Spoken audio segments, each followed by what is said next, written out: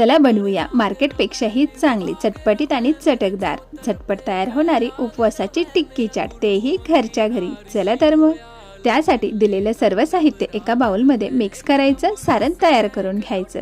उकडलेले sweet potato म्हणजेच रताळं घ्यायची, ज्याची सालं काढायची, किसून घ्यायचं। दिलेले सर्व मसाले घालायचे, व्यवस्थित त्याला मिक्स करून घ्यायचं। तयार मिश्रणाचा एक छोटा गोळा घ्यायचा, त्यामध्ये तयार केलेलं सारण घालायचं, टिक्कीचा आकार द्यायचा।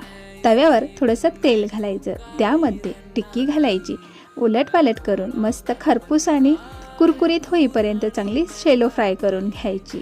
त्यानंतर घेऊया एक बाउलमध्ये दही, ज्यामध्ये आपल्याला घालायचं आहे थोडीशी साखर, चवीपुरतं मीठ, व्यवस्थित त्याला फेटून घ्यायचं।